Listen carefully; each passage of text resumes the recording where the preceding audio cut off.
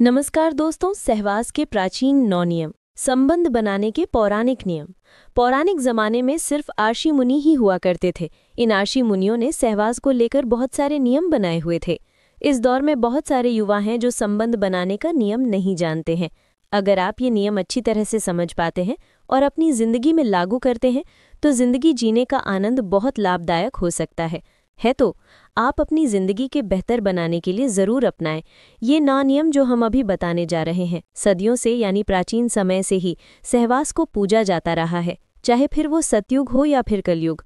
दोस्तों, हर युग में संबंध बनाने को लेकर अलग अलग मत रहे हैं। पति और पत्नी के बीच सहवास सिर्फ रिश्तों को मजबूत बनाए रखने का एक आधार होता है, बशर्ते कि उसमें प्रेम हो, काम वासना नहीं। ज्यादा का काम वासना में डूबे हुए इंसान कभी अच्छे प्रेमिका या पति नहीं हो सकते। वहीं देखा जाए तो प्राचीन समय में शारीरिक संबंध बनाने की प्रक्रिया को काफी पवित्र समझा जाता था। ऐसा शास्त्रों में कई प्रमाण देखने को मिल जाएगा। उस समय के लोग ज्यादा खुले विचारों के थे और काम से जुड़ी हर समस्या पर बेझिझक बात करते थे।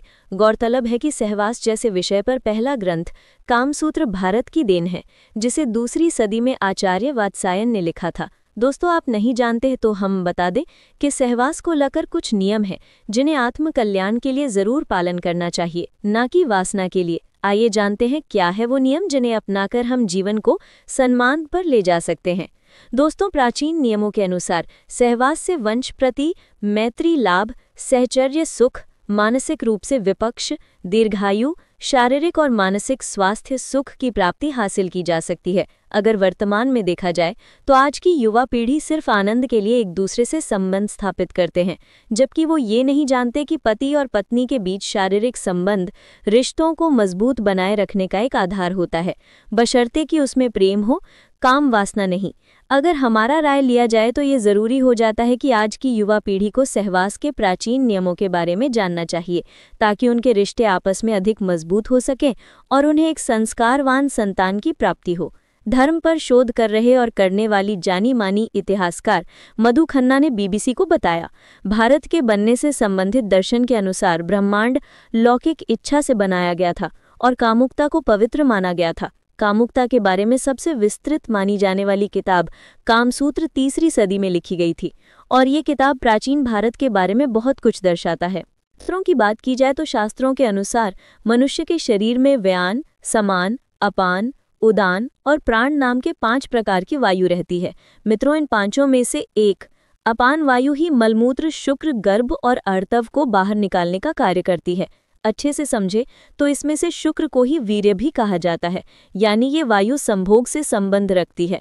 शास्त्रों के अनुसार बात की जाए तो जब इस वायु की गति में फर्क आता है या ये किसी भी प्रकार से दूषित हो जाती है तो मूत्राशय और गुदा संबंधी रोग उत्पन्न होते हैं, जिस वजह से संभोग की शक्ति पर भी असर पड़ता है। अपान वायु ही स्त्रियों में माहवारी, प्रजनन और यहाँ तक कि सहवास को भी नियंत्रित करने का कार्य करती है। इसलिए मनुष्यों को चाहिए वो अपने शरीर में इस वायु को शुद्ध और गतिशील बनाए रखने के लिए अपने उदर यानी पेट को साफ रखें और निश्चित समय पर शौचालय जाएं।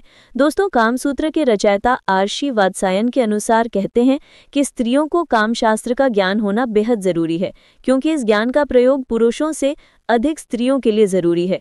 हालांकि पति पत्नी दोनों को ही इसका भरपूर ज्ञान हो तभी अच्छे सुख की प्राप्ति होती है। आर्षि वात्सायन के अनुसार स्त्री को विवाह से पहले पिता के घर में और विवाह के पश्चात पति की अनुमति से काम की शिक्षा जरूर लेनी चाहिए। आर्षि वात्सायन के कहने का मत है स्त्रियों को गणिका की तरह व्यवहार करना चाहिए। इससे दाम्पत्य जीवन में स्थिरता बनी रहती है और पति अन्य स्त्रियों की ओर आकर्षित नहीं हो पाता है तथा पत्नी के साथ उसके मधुर संबंध बने रहते हैं। इसीलिए स्त्रियों को सहवास का ज्ञान होना आवश्यक है ताकि वो काम कला में निपुण हो सके और पति को अपने प्रेम पाश में बांधकर रख सके। ऐसा करने से पति पत्नी के रिश्ते में मधुरता बनी रहती है और रिश्ते मजबूत बना रहता है।